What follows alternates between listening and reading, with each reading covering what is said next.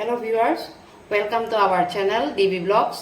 আজি মই আপোনালোকক দেখুৱাম ঘৰতে অতি সহজভাৱে কেনেদৰে চিকেন ভাৰ্তা বনাব পাৰি তাৰ এটা সহজ ৰেচিপি। এই ৰেচিপিটোৰ কাৰণে আমাক লাগিব চিকেন, পিয়াজ, গোটা গৰম মছলা, নহৰু, আদা, বিলাহী। আজি মই মগজ ব্যৱহাৰ কৰিছো, কিন্তু এটো সম্পূৰ্ণ অপচনেল হয়। আপোনালোকে ব্যৱহাৰ নকৰিলেও হ'ব বা কৰিবও পাৰে। এটা বইল কণী মই গেটাৰত গেট কৰি লৈছো। মছলাৰ কাৰণে মই লৈছো জিৰা পাউডাৰ, ধনিয়া পাউডাৰ, অলপমান মিট মছলা আৰু কাশ্মীৰী ৰেড মিৰ্চ।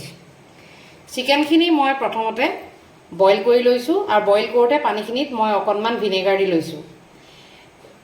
তাৰ পিছত চিকেনখিনি মই হাতেদি সৰু সৰুকৈ টুকুৰা কৰি ললো। পিয়াজখিনি মই মিহিকৈ কুটি লৈছো। ইয়াত মই লৈছো 300 গ্ৰাম চিকেন, গতিকে মই ইয়াত 3টাকে পিয়াজ লৈছো। এতিয়া মই প্ৰথমতে বিলাহী, মগজ, আদা, নহৰু আৰু গোটা গৰম মছলাখিনিৰ এটা পেষ্ট বনাই লম। পিয়াজখিনিৰ পেষ্ট আপোনালোকে বনাব দৰকাৰ নাই। ইয়াতে মই লোহাৰ কেৰাহী ইউজ কৰিছো। এতিয়া মই প্ৰথমতে মিঠাতেলখিনি দি লম। আপোনালোকে বিচাৰিলে ৰিফাইন তেল ইউজ কৰিব পাৰে, কিন্তু মই মিঠাতেলটো বেছিকৈ প্ৰেফাৰ কৰোঁ। এতিয়া তেলখিনি গৰম হৈ গ'ল, গতিকে প্ৰথমতে মই পিঁয়াজখিনি ভাজি ল'ম।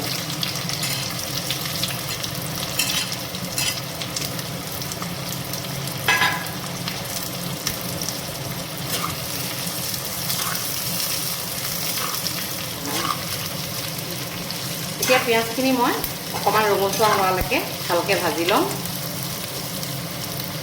এতিয়া মই ইয়াতে অকণমান আধা চামুচ নিমখ দি দিছোঁ।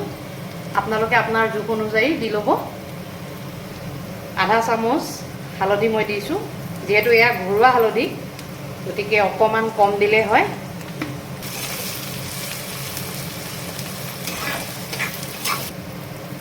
ওৱান বাই ফ'ৰ্থ জোখত অকণমান চেনি দি লৈছোঁ। এতিয়া পিঁয়াজখিনি আমাৰ যিহেতু ৰঙচুৱা হৈ গৈছে, এতিয়া আমি ইয়াতে এড কৰিম বিলাহী, আদা, নহৰু আৰু মগজৰ পেষ্টখিনি।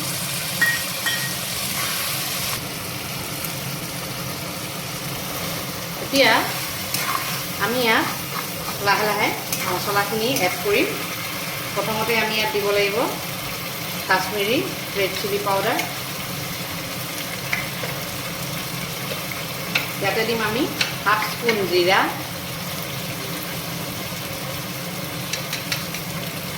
এক চামুচ ধনিয়া পাউডাৰ আৰু আধা চামুচ মিট মছলা।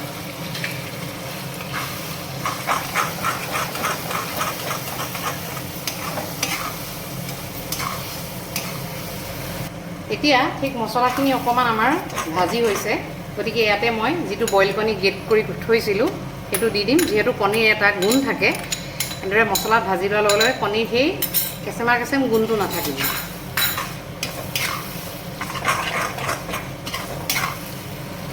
এতিয়া এনেদৰে বইল কণীখিনি মছলাৰ লগত 2-3 মিনিট আমি ভজাৰ পিছত ইয়াতে আমি বইল কৰি ৰখা চিকেনখিনি এড কৰিম।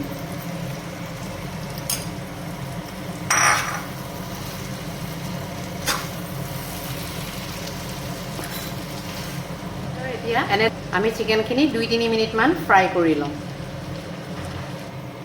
এতিয়া যিহেতু আমাৰ মাংসখিনি অলপমান ফ্ৰাই হ'ল, গতিকে এতিয়া আমি ইয়াতে আধা কাপ পানী এড কৰি দিম।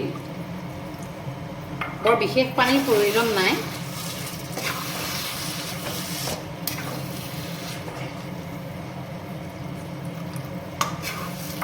ঠিক এনেদৰে আমি আৰু 2-3 মিনিটমান ৰাখি থ'ম। এতিয়া দেখিছে আমাৰ চিকেন ভাৰ্তাখিনি ৰেডি হৈয়ে গৈছে। গতিকে এতিয়া আমি ইয়াতে 1 চামুচ বাটাৰ দি দিছোঁ।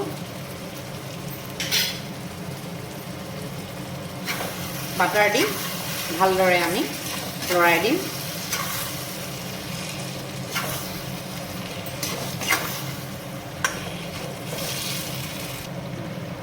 বাটাৰ দি 1 মিনিটমান আমি ৰাখি ল'ম।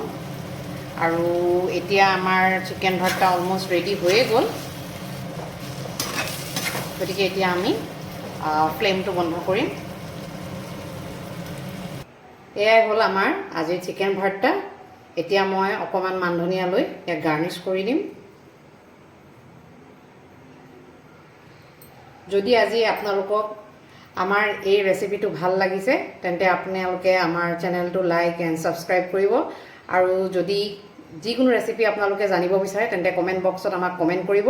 আমি আপোনালোকৰ ওচৰত আপোনালোকৰ ইচ্ছা অনুযায়ী বিভিন্ন ধৰণৰ ৰেচিপি লৈ আহিম। Thank U.